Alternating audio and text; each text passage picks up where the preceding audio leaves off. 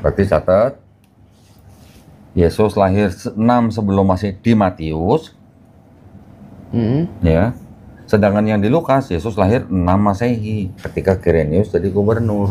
Tantangan. Ada jarak berapa? 6 sebelum Masehi, 6 Masehi, 6 tahun, 6 tahun, 12 tahun jaraknya. Berarti ada berapa Yesus di Matius dan Lukas? Waduh. Nah, loh. Maunya bicara sama saya berdua. Iya. Gak ada yang dengar. Iya. Gak apa-apa. Gitu. Nanti mungkin Masa sama ibu bisa tunggu. Jadi saya minta tolong, mungkin ini yang bisa saya sampaikan ke Koko, permasalahannya apa. Selanjutnya mungkin saya izin menunggu di sana aja, gitu ya. Mohon maaf ya Bu ya. Iya, nggak apa-apa. Saya mengerti. Istilahnya ini hal pribadi bagaimanapun. Tadi juga dia nanya adik aku nggak ikut kan? Enggak, aku bilang gitu. Oh, adiknya belum tahu. Adiknya nggak ada yang tahu. Yang tahu cuma saya, pembantu dan papahnya. Dan ini juga baru tahu karena saya mau tidak mau menumpang tidur di sini dulu, gitu. Jadi gitu kok. Jadi selanjutnya silakan. Terima kasih banyak. Sama-sama. Apa mau nunggu di mana ibunya? Itu di ruangan yang sebelah. Oh, yang di ruangan C32 ya? Iya. Oh iya. Makasih.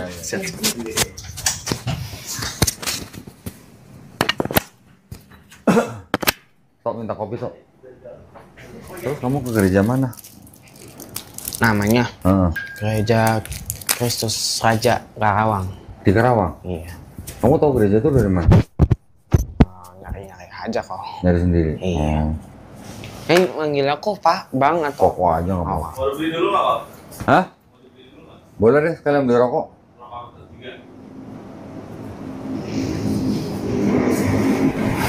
Nah, ini apa? Gua Kamel sama Ziga. Ziga teh kan? Iya. Kamelnya yang kuning, yang putih. Koput. Kamel yang biru, yang apa connect. Yang purple, biru yang purple. Apa yang connect? Iya. Kamu mau ngerokok? enggak deh. Hah? Kagak deh. Jadi gimana ceritanya kok kamu bisa ke Katolik? Ceritanya gimana?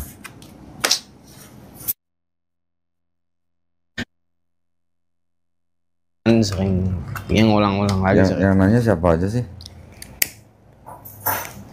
Ya orang-orang, ya mamah juga, terus sama. Mama. Kamu tertarik sendiri ke Katolik atau ada yang ngajak? Tertarik sendiri. Tertarik sendiri. Yang bikin kamu tertarik apanya? Apa ya? Mungkin gini.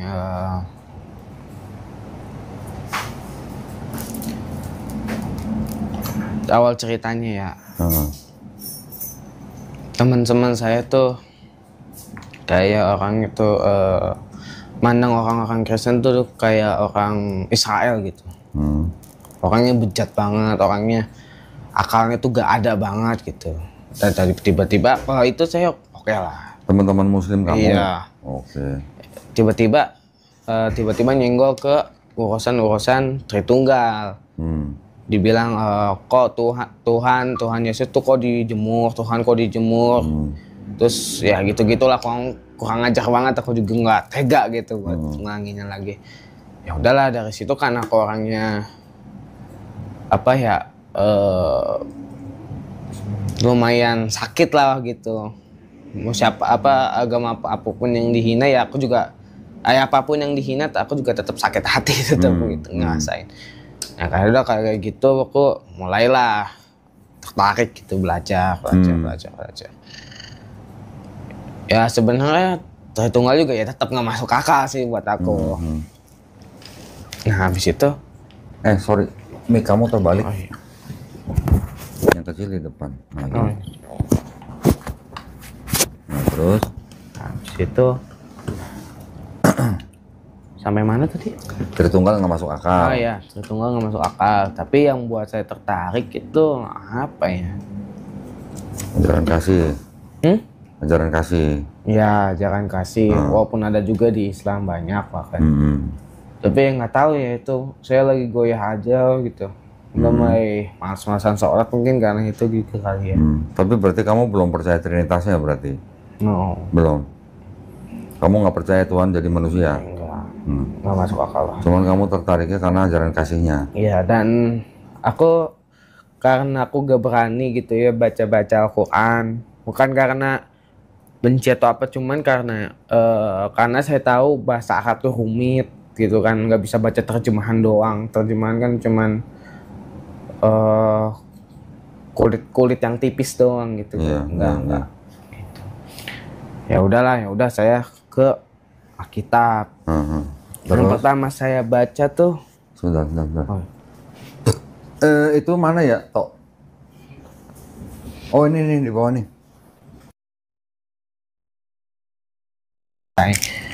Saya kan tanya ke ChatGPT yang memuat kisah-kisah tentang Yesus itu apa aja gitu. Matius apalah gitu. Banyak.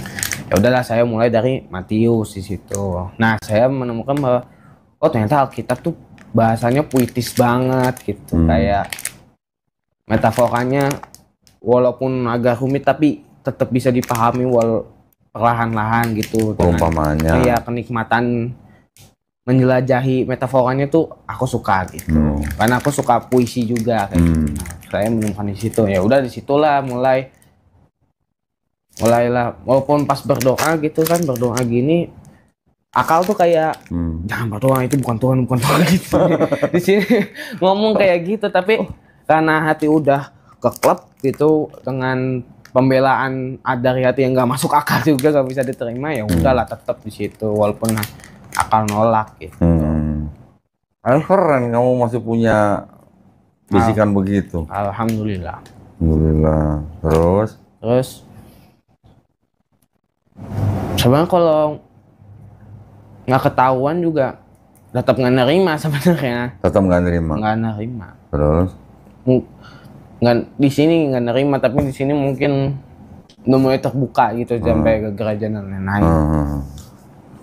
Dan saya tuh waktu itu pembelaannya karena ini udah panas, dua-duanya panas saling berdebat gitu kan. Pembelaan satu-satunya hati saya tuh itu kan Tuhan, nggak masuk, mau bagaimanapun diargumenkan yang tetap nggak masuk akal. Itu objek yang nggak masuk akal gitu. Keren loh bisa mikir begitu. Habis itu ya alhamdulillah masih bisa mikirin. Kalau enggak udah. Tapi keren loh, anak seumur kamu bisa mikir begitu, keren. Alhamdulillah. Nggak semua anak seumur kamu bisa mikir gitu. Habis itu ya, tapi kan yang nggak masuk akal dari Tuhan itu satu-satunya cuman hakikatnya, bukan cuman esensinya doang yang masuk, yang nggak bisa dinalar, tapi aksidennya bisa. Kayak konsep tauhid itu kan. Konsep tauhid di mana? Di Matius? No, Islam. Islam. Aku tetap menerima itu gitu. Loh, emang di Matius nggak tauhid? Oh, nggak tahu sih. Tauhid. Oh iya. Di Matius juga ya? Tauhid. Nanti makan dulu. Ntar gue bukain. Oke. Di Matius nggak pernah ngajarin Trinitas. Nah, ya di Alkitab nggak ada kata Tritunggal. Nggak ada kata Tritunggal, nggak ada kata Trinitas, nggak ada. Ada ayat yang mengajarkan Trinitas. Nanti gua kasih lihat. Tapi itu ternyata ayat yang tidak asli. Oke, nggak apa-apa, cerita dulu aja. Abi cerita dulu supaya saya bisa tahu, paham posisinya Abi sampai di mana, beresiko atau enggak, berbahaya atau enggak. Nanti terserah Abi. Nanti saya bisa kasih jawabannya. Udah sih sampai situ, stop sampai situ sekarang mah. Oh gitu. Udah pernah diskusi sama pendeta belum? Rumit. Buat ketemu pendetanya rumit. Malah rumit. Harus daftar ini dulu, males kan. Oh. Tertarik dengan Kristen karena ajaran kasih. Kasih. Sudah pernah dengar di Bible Yesus ngomong kasihilah musuhmu? Ya. Bisa nggak kasihilah musuhmu? Kalau dikasih bukan musuh namanya. Nah, makanya. Kasih. Maksudnya ajaran kasihilah musuhmu tuh masuk akal nggak gitu? Enggak lah, bertentangan. Iya.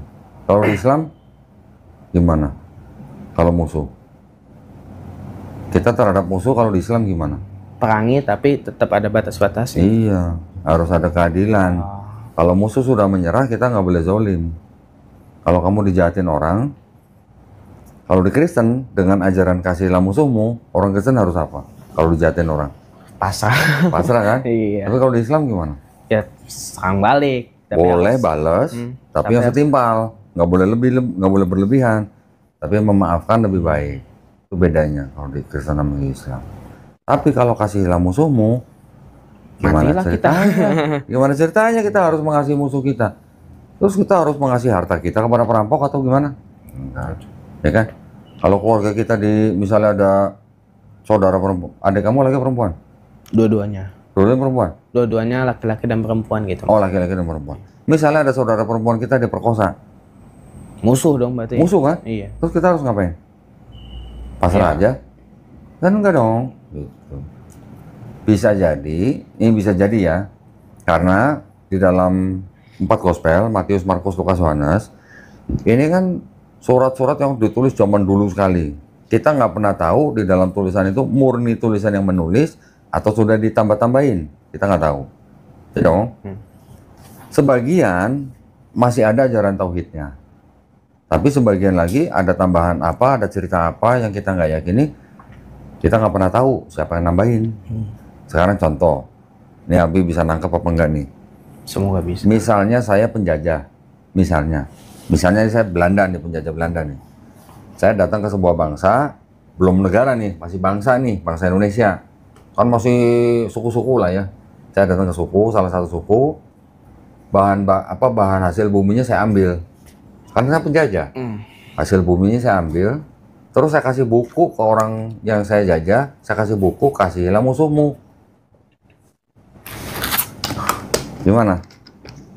Musuhnya bangsa itu siapa? Penjajah kan?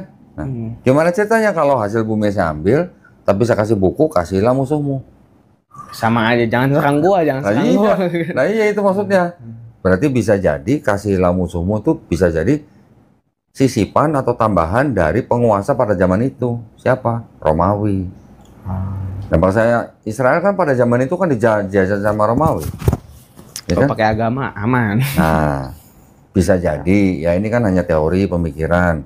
Bisa jadi orang Israel pada waktu itu dikasih buku, kasihilah musuhmu. Bener nggak? Bisa jadi ya. Bisa benar. jadi. Benar. Tuh. Nggak mungkin Tuhan yang sempurna bisa mikir nggak semasuk akal itu. Nah nggak sih? itu, sekarang bangsa Israel sebelum di perjanjian baru, bangsa Israel malah disuruh apa? Membasmi sebuah bangsa tertentu yang dulunya menzolimi bangsa Israel. 15 ayat 3. Sekonyong-konyong tibalah satu ayat Tiba-tiba ada ayat kasihilah musuhmu. pertentangan. Nah itu. Oh. Ya, ini masalah kemanusiaan lah. Ya, kok bisa ajaran kasihilah musuhmu? Padahal kalau kita dijajah, masa kita mau diam aja? Itu maksudnya. Ada lagi nanti ajaran yang dianggap tulisan Paulus. Nah, Paulus tuh menarik. Setiap pemerintah itu adalah berasal dari Allah. Setuju segala. nggak? Segala pemerintah berasal dari Allah. Setuju nggak? Oh gimana tuh jelasin coba? Enggak. Ada gambaran jelas gitu. Nih, nanti dulu ya, bentar. Handphone. Ini masuk akal nggak gitu?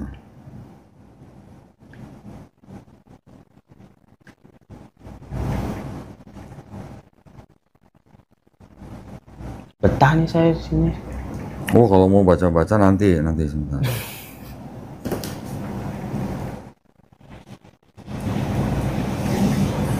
Saya lupa ininya.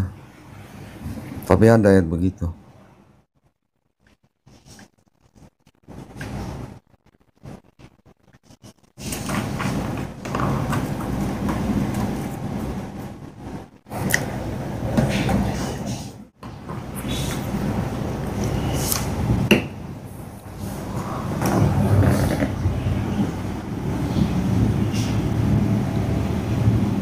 Ini ada di surat Roma. Roma dianggap tulisan Paulus. Ah, Ya. Roma kan tulisan Paulus dianggapnya.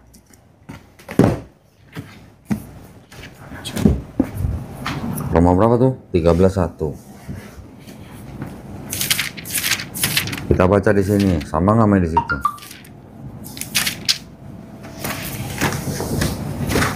ayat berapa tuh? Oh, 31. Ayat 1.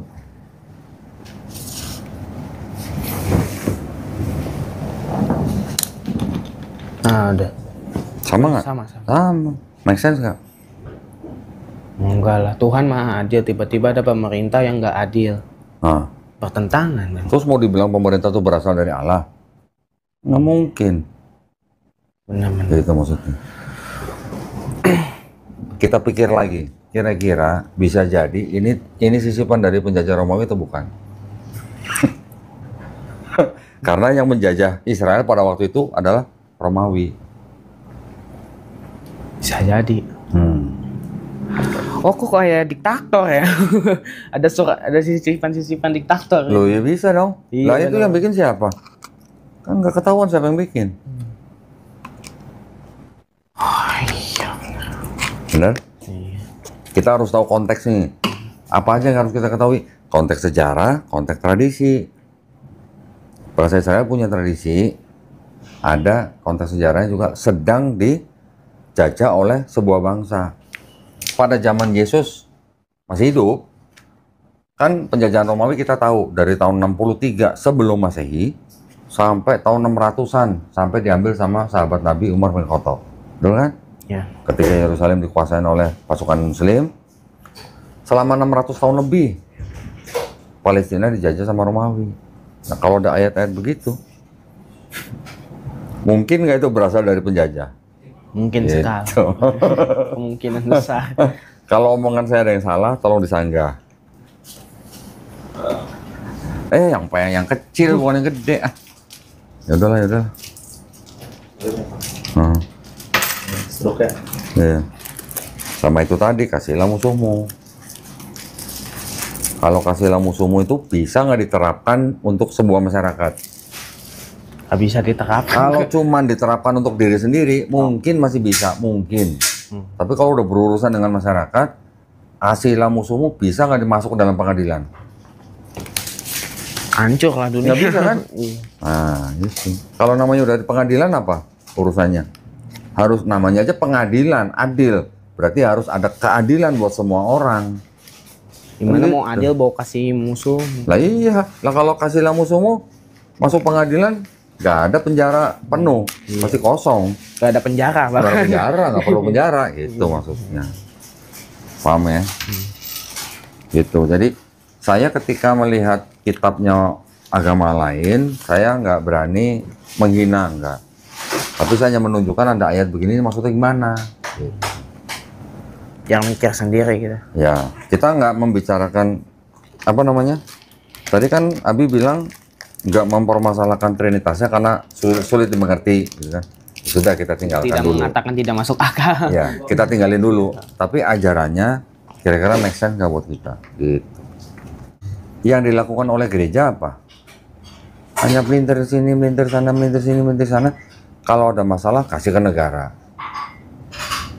Kalau dia dizolimi sama orang misalnya, perampok, dibunuh segala macam, kan orang Kristen tetap cari keadilan. Cari keadilannya kemana? Ke negara, ke polisi, ya kan? Itu urusan negara, dibuang dari sini. Orang Kristennya tetap bilang kasihlah musuhmu, tapi musuh itu harus dihukum tetap. Ya hukum siapa? Negara, Kambing hitam. ya kan? Berarti agama ini tidak bisa dipakai untuk sebuah negara atau masyarakat, karena nggak mungkin masuk ke dalam pengadilan kasihlah musuhmu. Paham kan? Tapi ada juga masih kebenarannya. Contoh Matius ya, tadi kan Abi kan bilangnya Matius. Di Matius Yesus ngakunya Tuhan atau Nabi? Menurut Abi.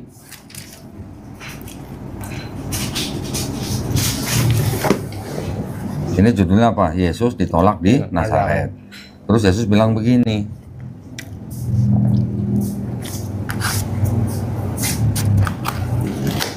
Seorang nabi dihormati di mana-mana, kecuali di tempat asalnya sendiri dan di rumahnya. Nah, sedangkan Yesus ditolak di Nazaret. Berarti kalau gini, Yesus lagi ngomongin siapa? Dirinya sendiri. Diri sendiri. Karena kan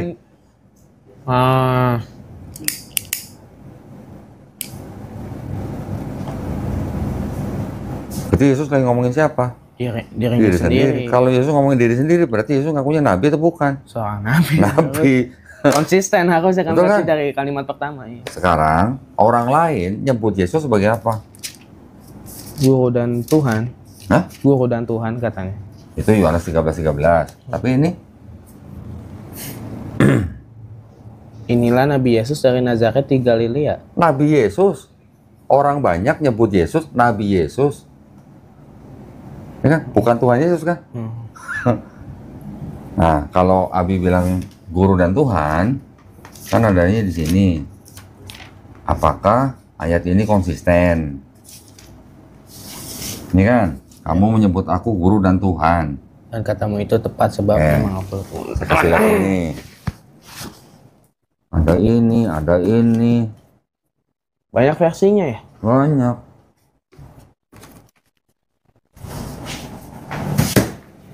Coba sekarang di sini. Yohanes 13:13. Di sini apa? Kamu menyebut aku guru dan junjungan. Emang demikian apa? Di sini apa? Junjungan.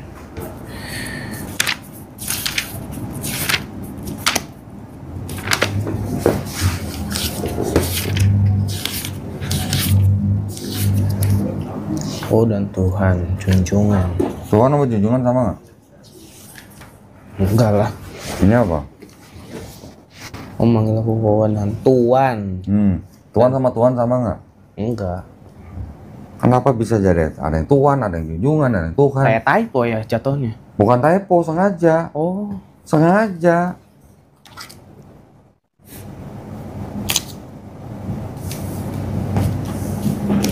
Sama nggak? Tuhan, junjungan, Tuhan, sama nggak? No, enggak. Ada. Gue bisa buktiin karena ada barangnya. Kalau nggak ada barangnya saya nggak bisa ngomong. Ya.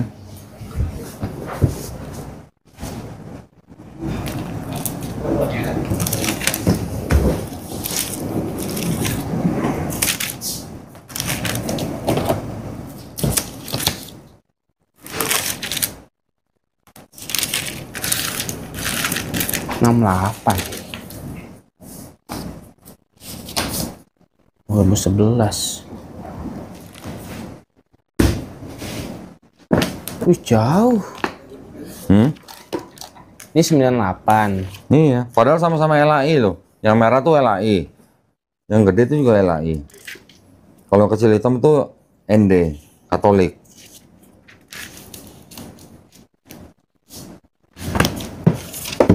Kan Abi kan belajar Katolik kan? Ya. Ini kitab Katolik nih. Oh. Ya. Dari sini aja kita bisa ngelihat nih. Bisa diandelin nggak nih kitab ini gitu. Contohnya begini. Bisa dikit ya.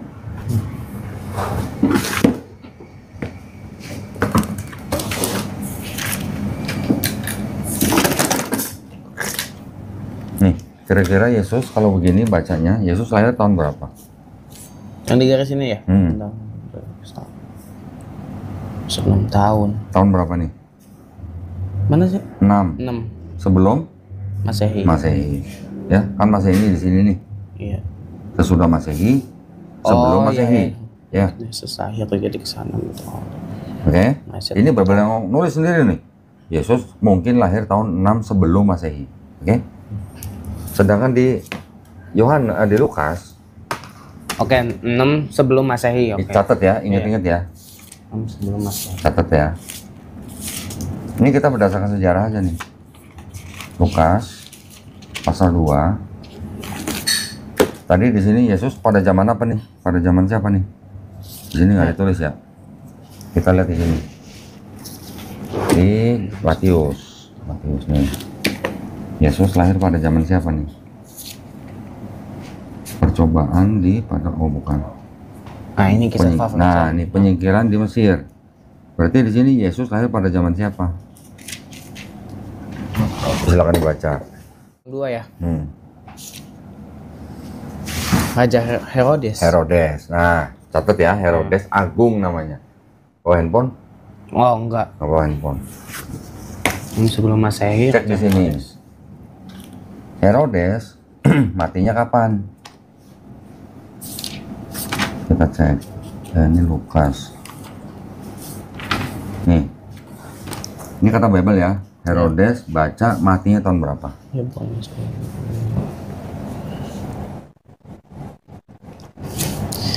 750. Tarikh itu apa? Tarikh itu penanggalan. Oh, tarikh Romawi. Tarikh Berarti Romawi. menurut Penanggalan Romawi. Terus? Jadi 4 tahun sebelum tahun 1 tarikh Masehi. Nah, Masehi yang kita pakai sekarang tahun Masehi 2025. Di situ tulisnya apa? 4 tahun Sebelum Masehi. sebelum Masehi. Herodes yang mati nih. Iya. Berarti Yesus tadi lahir 6 sebelum Masehi. Herodes mati 4 sebelum Masehi kan? Heeh. Betul?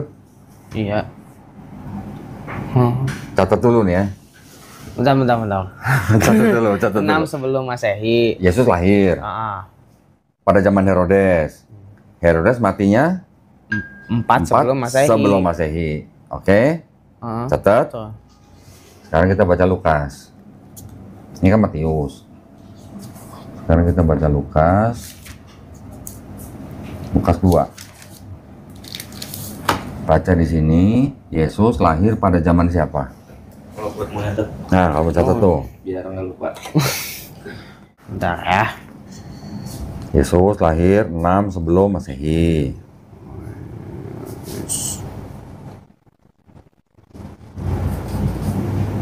Herodes mati tahun 4 sebelum Masehi. Udah? Enggak. Sekarang baca yang Lukas 2, Yesus lahir pada zaman siapa?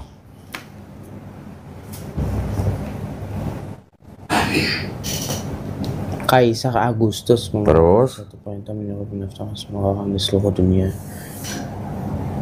Maka pada demikian juga Yusuf.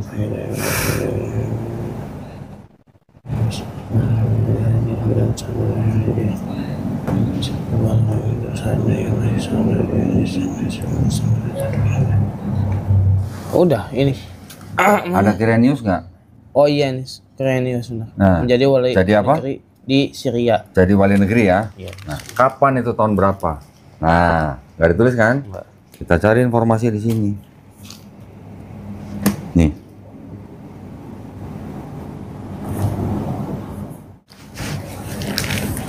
Kita lihat di Lukas. Ini pelajaran sejarah ini.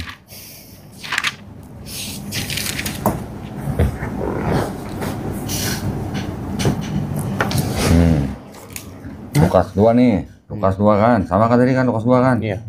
Ini ada keterangannya. Kaisar. Tahun berapa Quirinius jadi wali negeri Syria?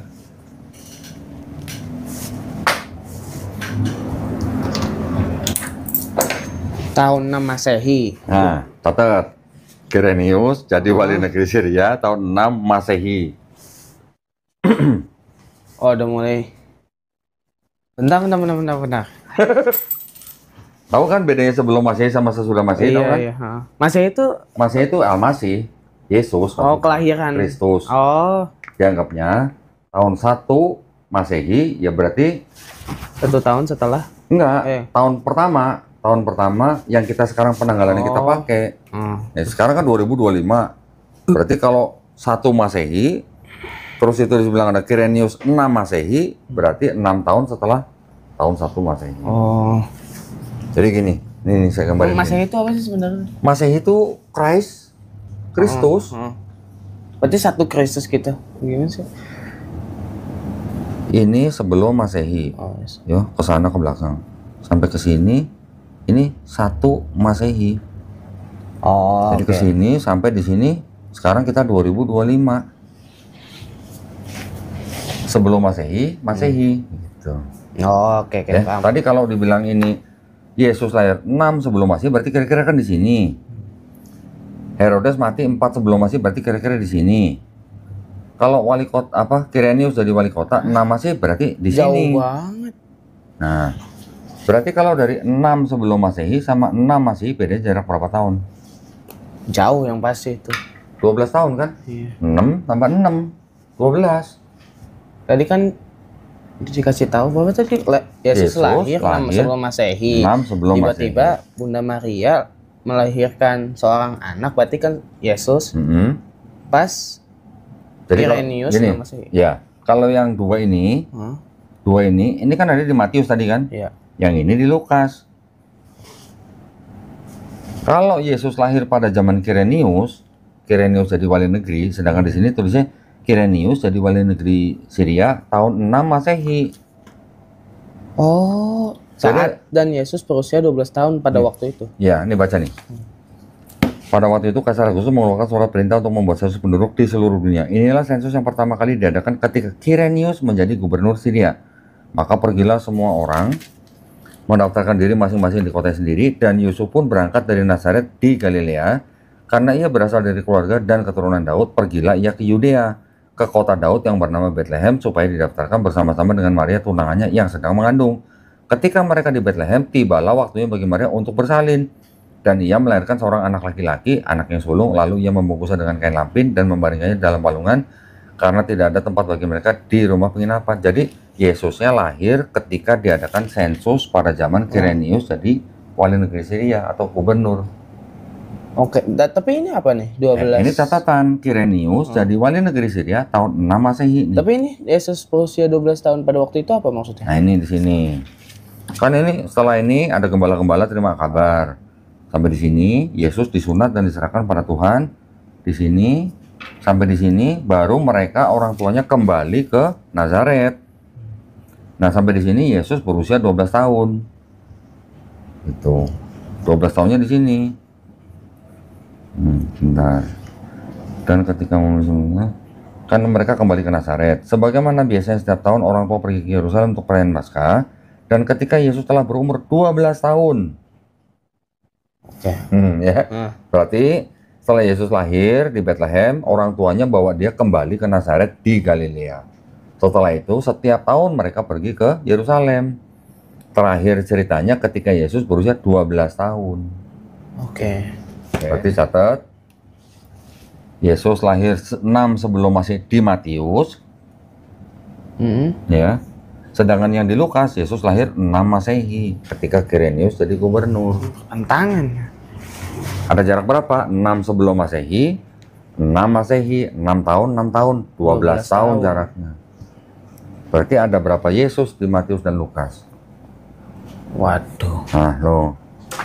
Berarti bukan Tritunggal itu namanya. Nggak usah ngomongin Tritunggal dulu lah. Ngomongin sejarah kelahiran Yesus saja udah salah. Antara Matius dan Lukas beda 12 tahun.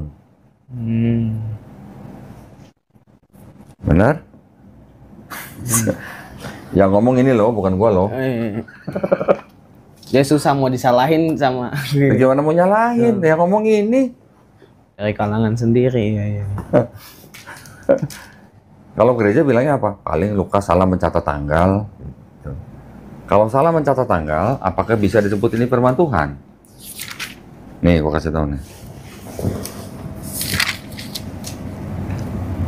Jangan. Lukas apa? Lukas khilaf sebagai juga. Lukas tuh rasul. Lukas itu dianggapnya dalam tradisi Kristen, dianggapnya sebagai tabibnya Paulus dan teman seperjalanan Paulus. Tradisi Kristen mengatakan surat Lukas ditulis oleh orang bernama Lukas yang merupakan tabib dan teman seperjalanan Paulus. Oke. Berarti kayak sahabat-sahabat Nabi gitu.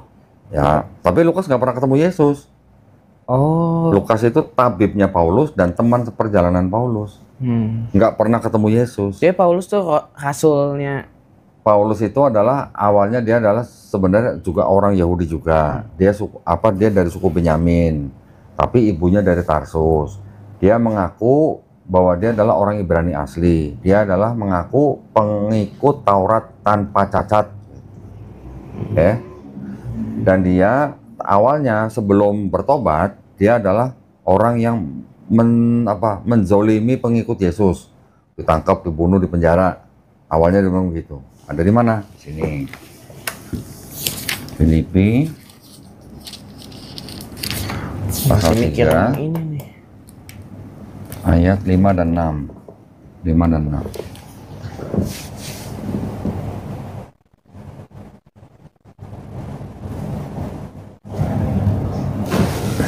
Kopinya ini mana, Dip? Oh iya benar. Benar. Di sana. Dia orang Farisi ya. Dia ngakunya orang Farisi kan? Sekarang buka Matius 16 ayat 6. Matius 16 ayat 6.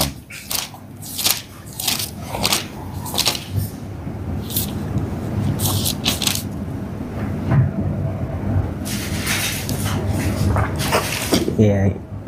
Berjaga-jagalah dan waspadalah terhadap ragi orang Farisi dan Saduki. Yesus sudah bilang hati-hati loh sama orang Farisi. Ya kan? Berjaga-jaga dan waspadalah. Hati-hati loh sama orang Farisi. Paulus orang Farisi. Berarti harus hati-hati sama Udah Paulus. disuruh hati-hati malah ngikut Paulus. Gimana sih lo? Gimana lo? Sekarang saya berani bilang, Kristen itu bukan pengikut Yesus, tapi pengikut Paulus. Aku ngaku doang gitu. Ya. Orang Kristen ngaku pengikut Yesus, tapi sebenarnya mereka pengikut Paulus. Nanti gue bisa buktiin. Nih, salah satu contohnya. Matius 5 ayat 14. 17-18 baca.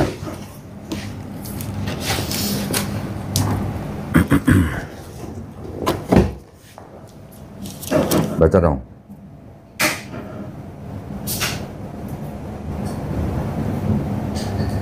Jangan kamu menyangka aku datang untuk meniadakan hukum Taurat. Yesus yang ngomong kan? Iya. Yesus bilang, jangan kamu menyangka aku datang untuk meniadakan hukum Taurat. Aku datang bukan untuk meniadakan, tapi untuk menggenapi. Betul kan? Selama langit dan bumi belum lenyap, satu iota atau satu titik pun dari hukum Taurat tidak akan dihilangkan. Kata Yesus. Kata Paulus apa? Oh ini uji konsistensi ya? Iya. Kita bandingin ajaran Yesus sama Paulus. Efesus 2 Terima kasih. ayat 15. Efesus. Nih, Efesus 2 ayat 15. Sebab dengan matinya sebagai manusia dan membatalkan hukum Taurat dengan Enggak, lu baca biar kedengeran. Sebab dengan matinya sebagai manusia telah membatalkan hukum Taurat dengan segala perintah dan ketentuannya untuk menciptakan keduanya menjadi satu manusia baru di dalam dirinya. Matinya siapa? Matinya Yesus. Yesus. Jangan itu Efesus dianggap surat Paulus.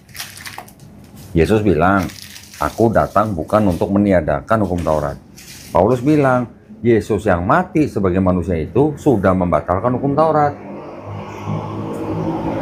Boleh nggak gue bilang Paulus memfitnah Yesus? boleh sekali. Oh. Boleh banget lah. Bukti mbak Anda bang. Boleh nggak? Banget. Boleh.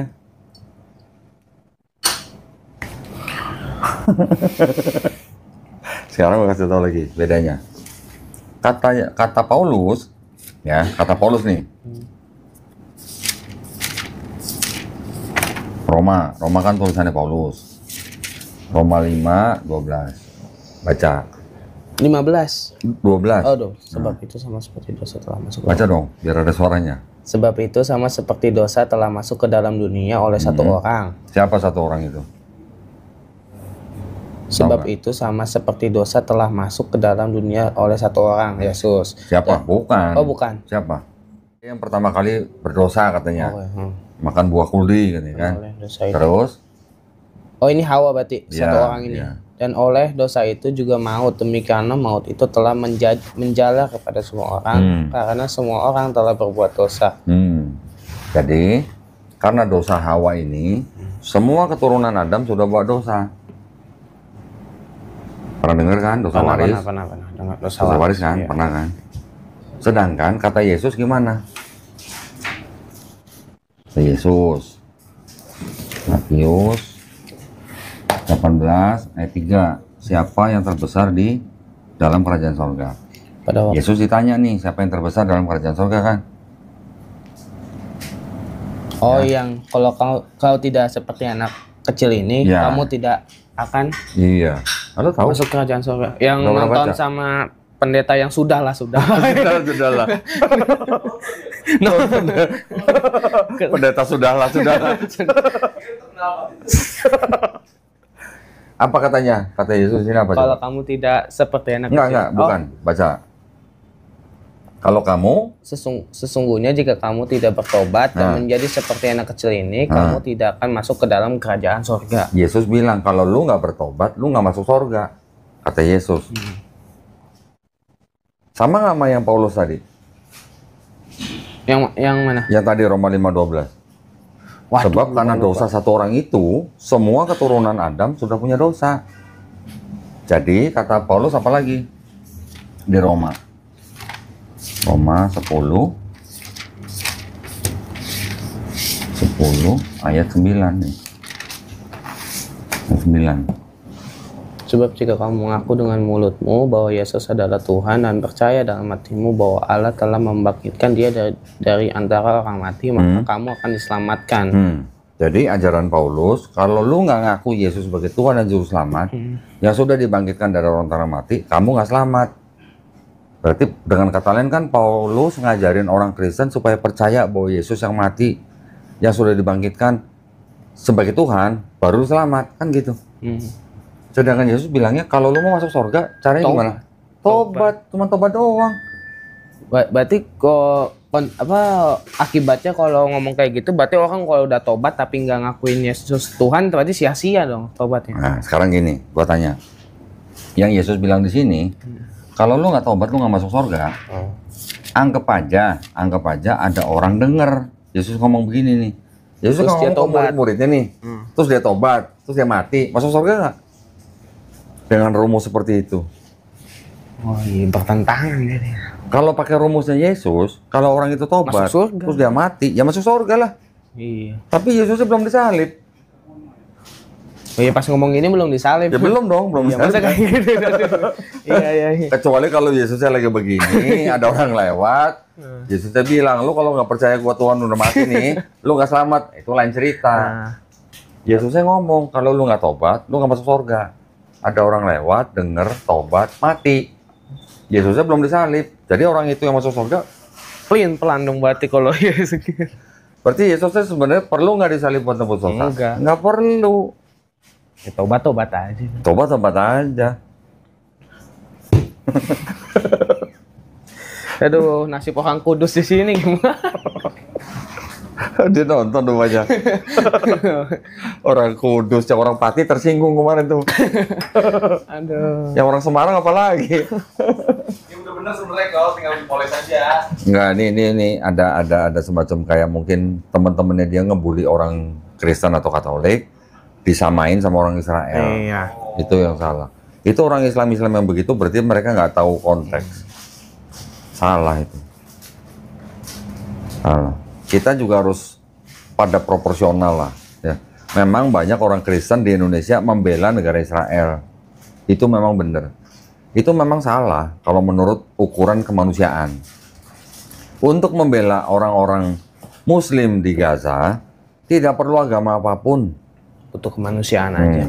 Sedangkan Paus saja membela kan, mendukung kan supaya orang-orang Islam di Gaza kan juga tidak dibunuh-bunuhin. Paulus saja menentang pembunuhan orang Islam di Gaza.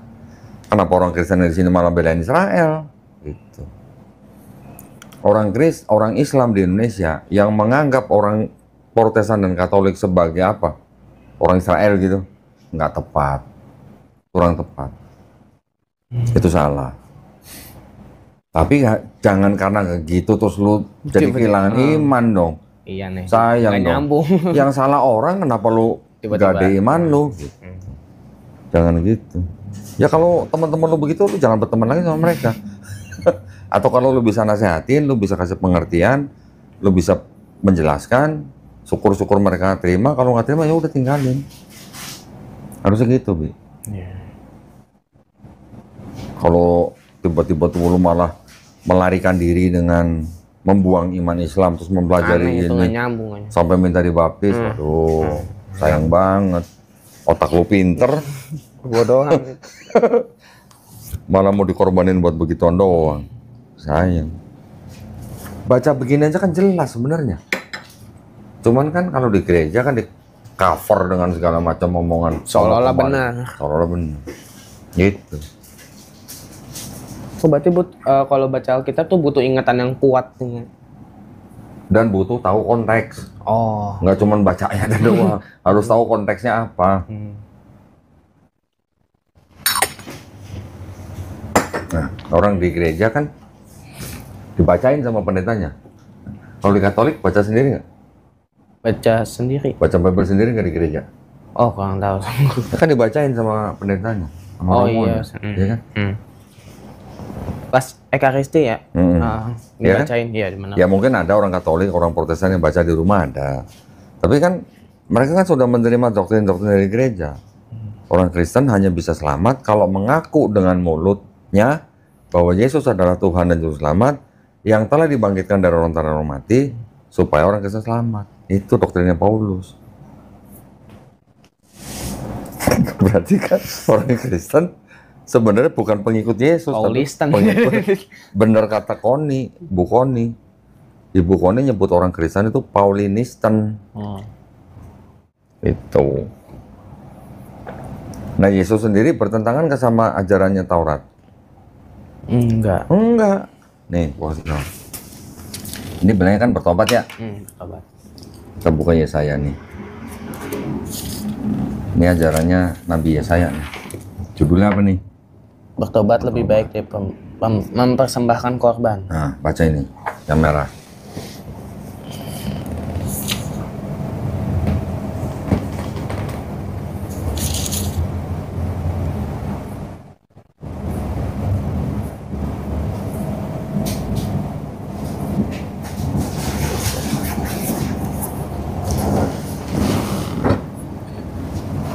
Oke. Kalau lu baca begitu, terus gua nanya gini, kalau ada ayat begitu, masih perlu nggak ada orang yang harus mati di atas kayu salib buat nebus dosa manusia? Ya perlu lah. Hah? Nggak perlu. Lah iya, nggak perlu kan? Kasihan mending itu. Nah, orang dosa yang semerak kirmisi, semerak yang kesembuh bisa putih seperti salju. Kenapa harus ada orang yang mati di atas kayu salib? Maksudnya. Ya, bertobat kan? Ada lagi nih. Yes, yes.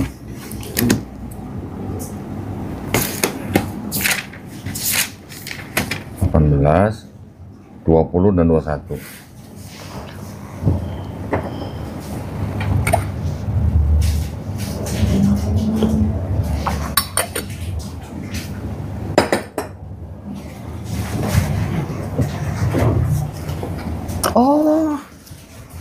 Oh ada juga.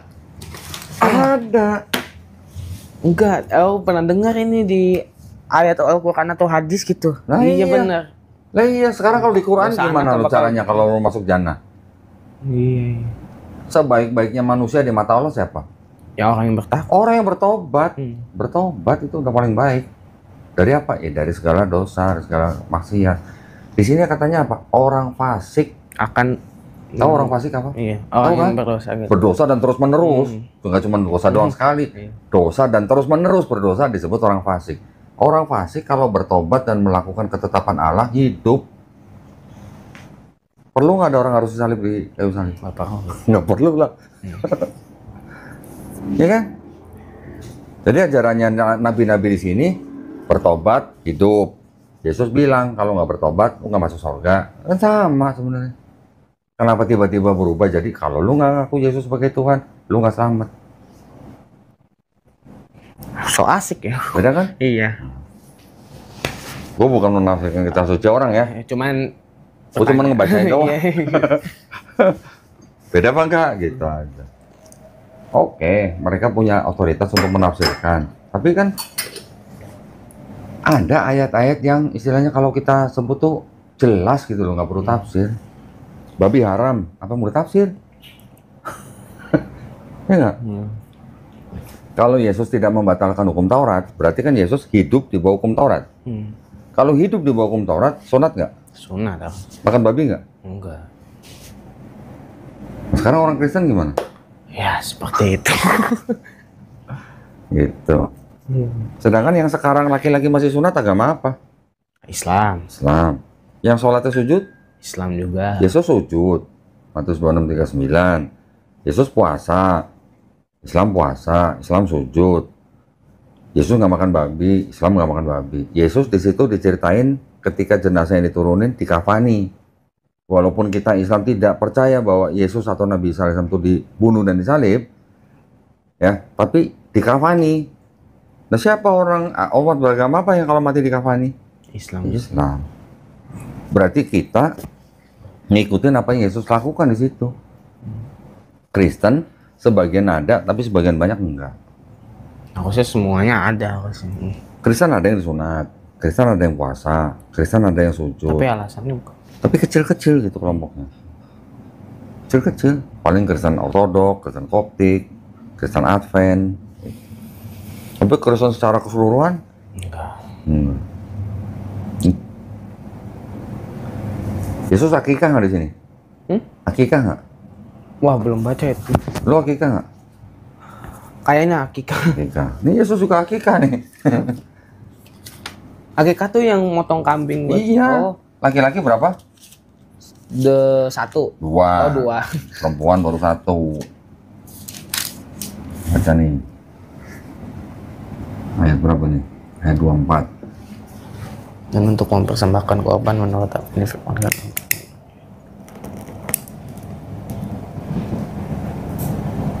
Sepasang apa tuh? Burung terukur, Terkukur. atau 2 ekor. Itu kan berarti kan akikah. Oh. Semua anak laki-laki sulung harus dikuduskan bagi Allah, dan untuk mempersembahkan korban menurut apa yang difirmankan dalam hukum Tuhan, yaitu sepasang burung. Oh iya. Nah, itu kukur. Ya, di zaman dulu syariatnya disempurnakan di Islam. Orang Islam akikah, Yesus akikah. Orang Kristen Malam-malam mingguan. Nah, malam mingguan. Malam mingguan. Lo dibaptis nggak? Hah? Dibaptis nggak? Enggak, belum. Untungnya belum. Masa sih? Belum. Enggak di Islam, enggak di Islam. Di Islam pernah dibaptis nggak? Waktu di Islam? Di Islam pernah dibaptis. Iya, pernah nggak? Maksudnya? Emang di Islam ada dibaptis? Ada. Lu nggak pernah mandi besar? Oh, pernah lah. Maknanya mandi besar di Islam itu dengan maknanya baptis orang Yahudi sama, penyucian. Laki-laki keluar air mani, perempuan datang bulan, suami istri habis berhubungan, itu mereka dibaptis untuk penyucian. Tapi kalau baptisnya Kristen apa? Manusia lama ditenggelamkan, timbullah manusia baru, gitu kan? Beda. Oh, ranger. Nah, itu maksudnya. Iya. Mau lagi kopinya? Ah, enggak. Hah? Enggak usah udah. Tuh, tehnya tuh. Oh ya. Itu dimakanin dong cemilan cepulunya. Iya. Itu, Bi. Kita kalau nggak baca, kita nggak tahu. Kalau lu cuma dengar pendeta, lu akan terdoktrin. Tapi kalau lu baca sendiri dan kita mikir, beda cerita. Kalau mikir. Kalau mikir, orang Kristen juga banyak yang baca tapi nggak mikir.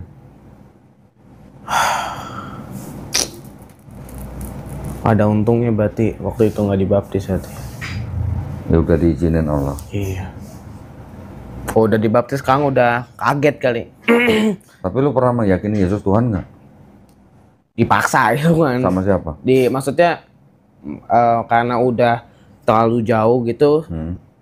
Karena emang mengharuskan yakin, ya udah dipaksa lah dibawa di sini, nolak gitu. Dipaksa oleh diri sendiri atau dipaksa sama orang?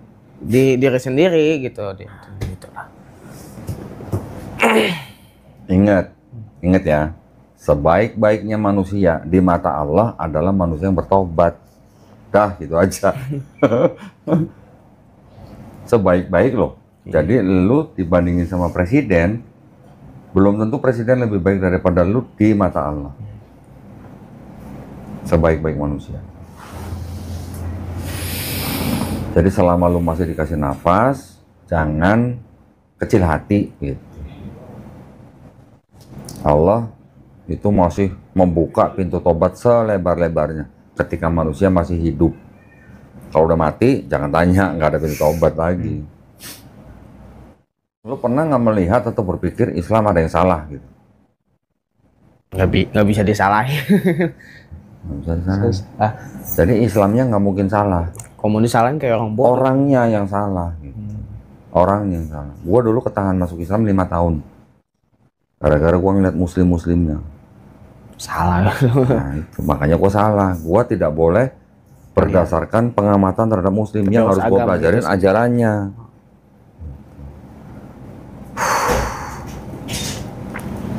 Ada mau tanya? Nggak tahu aku mau nanya apa lagi. Ya udah jelas ya. Sekarang gua kasih tahu ya, supaya lu mantep ya. Di dalam seluruh Bible tidak ada ayat yang mengajarkan konsep Trinitas kecuali cuma satu. Ayat yang tadi di awal disebutin. Bukan ini gua belum sebutin. Ini pokoknya di dalam satu Bible ini cuman ada satu ayat yang mengajarkan konsep Trinitas. Trinitas apa? Bapa, Firman, Roh Kudus, dan ketiganya satu. Ya kan? Terserah lu mau ngerti nggak ngerti, pokoknya ada Bapa, Firman, Roh Kudus, dan ketiganya satu. Iya. Kan ini Trinitas. Bukan tiga Tuhan tapi satu Tuhan. Ya kan? Siap. Terserah lu mau ngerti nggak ngerti, gua nggak peduli. Yang penting konsepnya begini, ya kan? Iya. Ada di sini nggak? Ada, cuma satu ayatnya. Nih maksudnya 1 Yohanes 5 ayat 7 dan 8. Baca.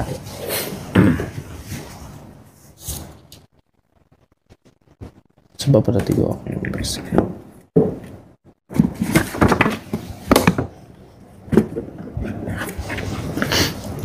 Oh iya nih ada. Sebab ada 3 yang memberi kesaksian di dalam surga, Bapa, Firman, Roh Kudus, dan ketiganya adalah satu. Itu ajaran Trinitas. Ya. Iya. Kalau di Matius ada ayat begini, baptislah mereka dalam nama Bapa dan Anak dan Roh Kudus, tapi nggak disebut satu, belum tentu Trinitas. Nah kan gitu. Yang benar-benar Trinitas harus ada Bapa, Anak atau Firman, dan Roh Kudus, dan ketiganya satu, baru itu Trinitas. Ya. Ada di sini kan. Lu udah baca sendiri kan, ini kan. Sekarang lu bandingin dengan ini. Ini kitab suci apa? Iya. Kitab suci Katolik. Yang nggak mau dibuka itu ya. Ini lu baca sendiri nih. Tidak untuk diperdagangkan. Nih dipersembahkan sama siapa nih? Resmi umat. Iya, umat Katolik. Nah, lu bandingin sama ini, sama nggak ayatnya? Tadi ayat apa? Ini. Oh ini.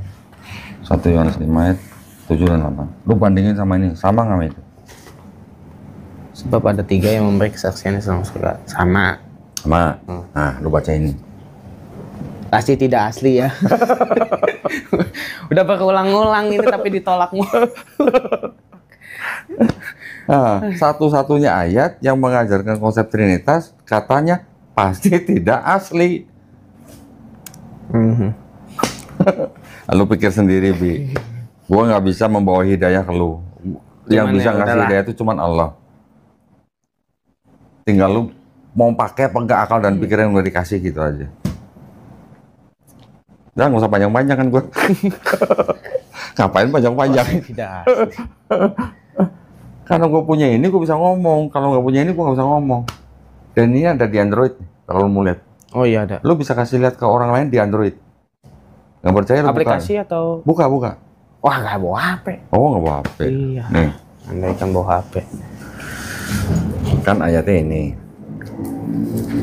Ini dapat dari mana? Oh, ada deh. Wow mahal ini. Ada yang nawarin gua 15 juta. Nih. Ini kan ayatnya kan? Iya. Kan? Ini kalau gua klik begini. Gua klik begini, keluar tuh. Ada salin, bagikan, panduan, tafsiran, kamus. Gua klik tafsiran. Keluar nih. 1 Yohanes 5 ayat 7. Lu baca ini sama nggak? Iya sama bener. Jadi lu nggak perlu beli ini, lu pakai itu aja bisa lu tunjukin ke pendeta. Kicep banget. Dan ini nggak cuma satu lu, banyak yang begitu loh. Oh iya banyak. Kenapa gue tunjukin itu? Karena cuman itu ayat yang ngajarin Trinitas. Oh. Kalau ayat yang lain nggak ngajarin Trinitas, tapi juga tidak asli, tambahan, sisipan, pinjaman. Pinjam tapi nggak dibalik-balikin. Aku ngaku lagi. Iya. Iya, kenapa aku nggak mau dengerin ini, Bang? Nah, itu yang paling penting. Gara-gara itu dulu gue ninggalin Kristen. Kalau gua nggak ngeliat itu, gue juga mungkin masih Kristen sekarang. Nah, sekarang ngapain gue masih ngikutin Kristen kalau ajarannya tidak asli? Berarti kan gua ngikutin pemikiran manusia. Pemikiran manusia pasti terbatas ngikutin yang tak percaya. Bisa nggak disebut kitab suci kalau ada ayat yang tidak asli? Ya udah. Novel namanya. Nah, novel. Lu yang bilang novel, bukan gua ya. Aduh. Jadi buku sastra bukan kitab suci namanya. Ini bisa dibilang buku sastra. Oh, iya. Ini. Dan paling laku di seluruh dunia. Dan dibagi-bagiin gratis. Dan dipakai orang-orang kudus. Nah, iya. Orang Semarang nggak boleh baca. Aduh. Udah kan? Iya. Simple sebenarnya.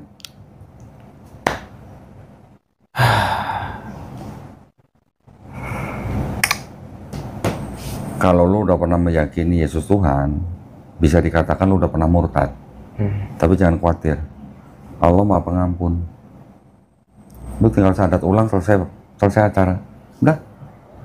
Habis itu lu sholat tobat. Habis itu lu benerin sholat lu. Udah gitu.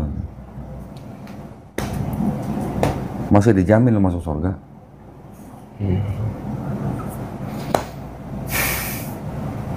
Gak usah macam-macam ini, nah ini, udah. Yang penting gua tobat, gua gak akan ngulangin lagi. Gua sholat yang bener, gua takwa, udah selesai.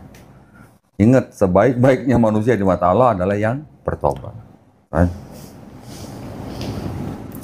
Mau dosa lu segede semerah kirmisi atau mau semerah kain kesumba, bisa putih seperti salju, bisa putih seperti bulu domba.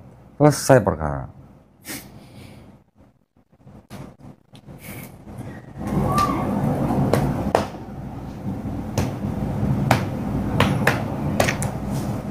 Wow. Nah, sekarang lu bisa mikir nggak, pendeta, seorang pendeta, masa dibacain ini nggak mau? Kayak jin ibrit mau dibacain Yasin. Coba. Oh, apa tuh saya kamu baca tuh sesat itu katanya. Pemikiran dia.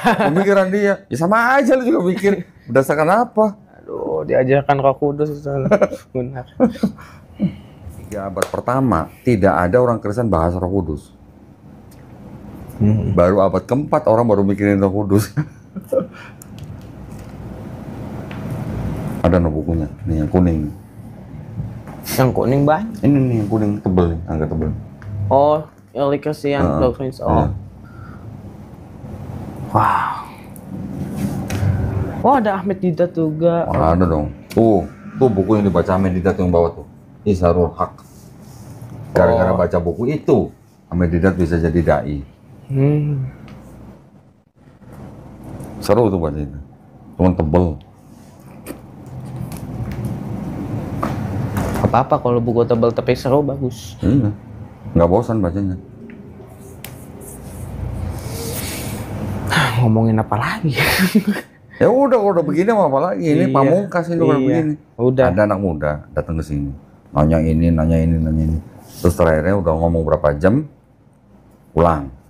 Itu ngubungin lagi, pengen diskusi lagi, datang lagi. Begitu sampai sini ngomong sejam, langsung gua tembak ini. Oke ya, sekarang saya kasih pamungkas ya, saya bilang gitu. Apa tuh? Kok bukan ini? Begitu dia baca bengong. Hah? Saya nggak pernah baca yang begini gitu ya. Bener-bener ini pamungkas gitu. Karena ini udah intinya semua. Intinya. Iya. Rajanya udah mati di situ. Skakseter. Iya, skakseter udah. Aduh. Ya udah mau diapain lagi kalau begitu? Ya ngaku dia sendiri, kita nggak nuduh, ada buktinya, di Android aja ada. Artinya itu udah jadi rahasia umum untuk orang-orang yang mau belajar. Nah buku ini kan khusus buat calon pastor, bukan buat jemaat. Ada cetaknya cuma 3.000 nih.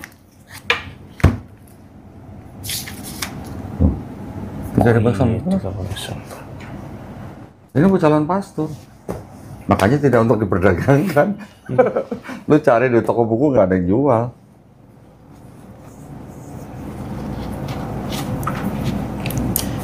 Aduh.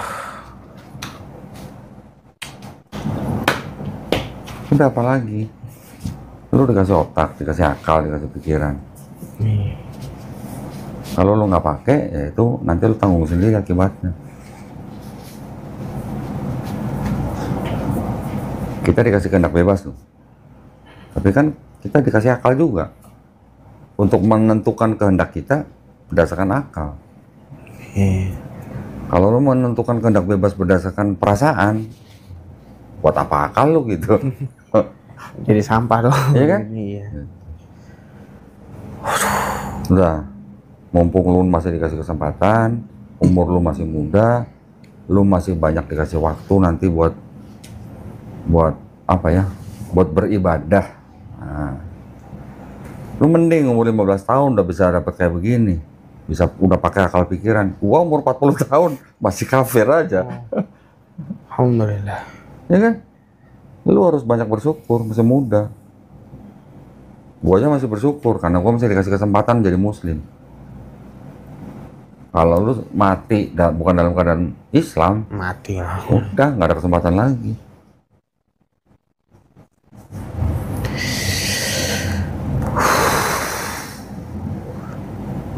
Udah. Kasihan nyokap. Iya. Kasihan nyokap. Lu masih punya nyokap. Itu artinya lu masih dikasih ladang pahala. Itu nyokap itu ladang pahala lu. Tahu nggak? Ladang pahala lu. Lu ngerawat nyokap, lu nyenengi nyokap, lu perhatiin nyokap, lu sayang nyokap. Itu pahala lu tuh. Bekal buat lu ntar ke sono. Paling gede lu kalau ngerawat nyokap dibanding lu ngasih pengemis. Nyokap lebih gede pahalanya. Di Islam diajarin apa? Hormatilah siapa? Untuk Ibumu. Pertama ibumu. Oh, iya, ibumu. Ah, ibumu baru ayahmu. Gila lu, dia yang mengandung kita, dia yang melahirkan kita, resikonya nyawa, dia yang membesarkan kita. Itu perintah Allah. Allah kasih ayat di Quran. Walaupun orang tua kita beda keyakinan, kalau kita ini orang beriman, orang tua nyuruh kita aja nggak boleh jawab aja nggak boleh. Coba. Berarti kan Allah kan sangat-sangat menyuruh kita untuk menghormati orang tua kita, walaupun beda keyakinan, apalagi yang sama-sama orang beriman. Itu jalan surga lu itu, jalan ninja lu itu.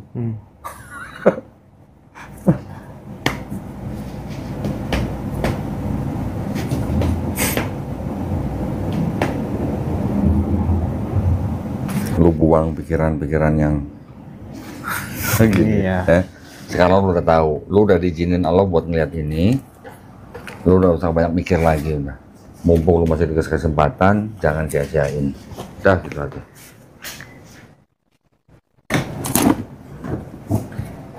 Orang mencari hidayah sampai jungkir balik, lu malah mau buang hidayah. Bener, gua jungkir balik lu dulu, cari hidayah.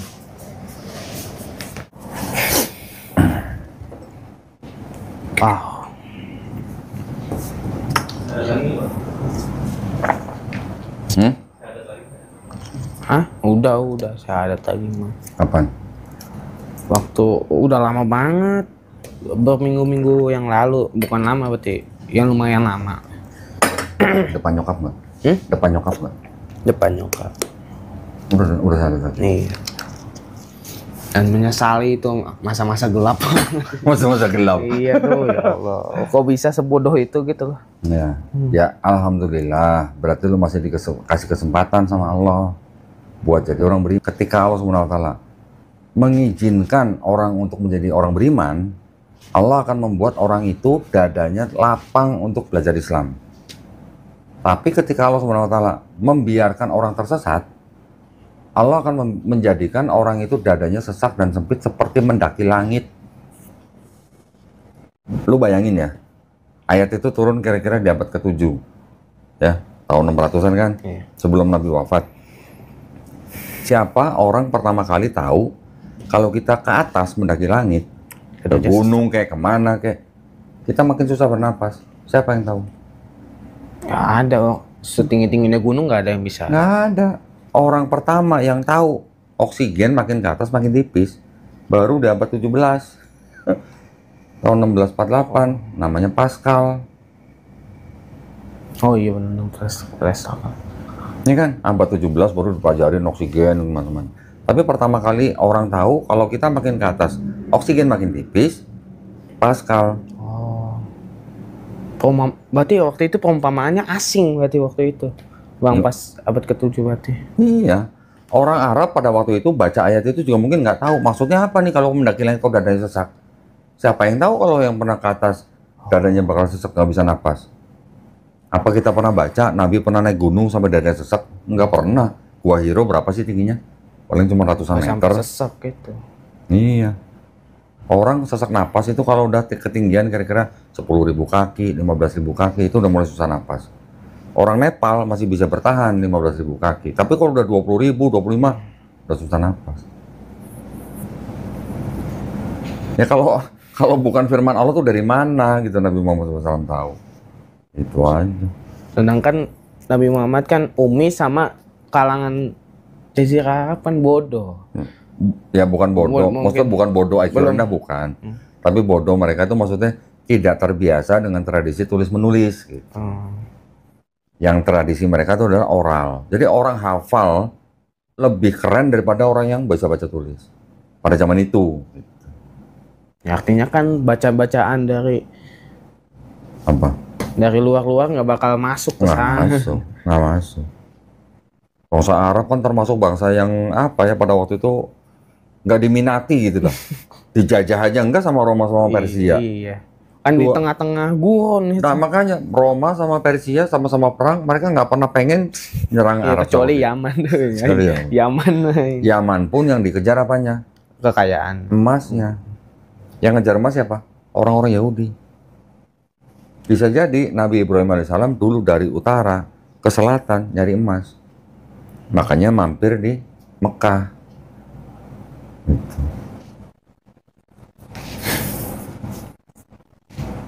Lu kalau udah pegang iman, jaga yang kuat. Jangan sampai lepas.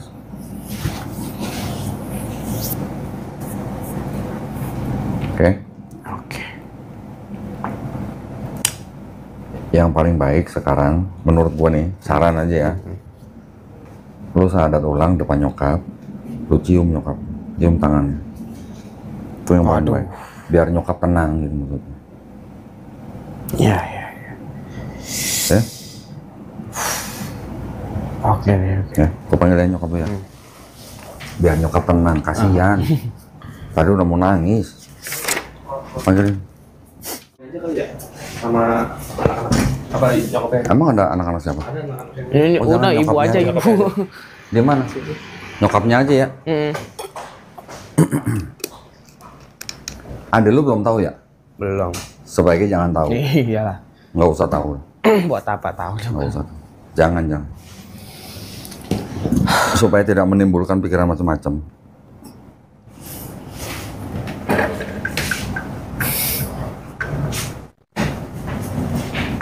Nyokap itu, aduh, kalau masih punya nyokap itu, aduh, nyokap gua meninggal dalam keadaan kafir.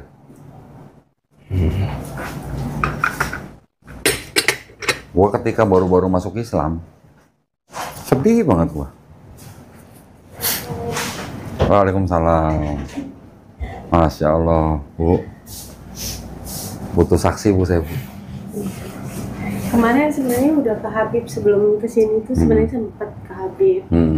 Tapi jujur pas saat ponakan saya bilang minta biar sahadatin, itu sebenarnya ponakan saya sendiri yang tahu Abi. Lihat-lihat itu tuh ponakan saya duluan. Aku minta Habib sahadatin lagi. Nah pas habis sahadat itu dia suaranya pelan.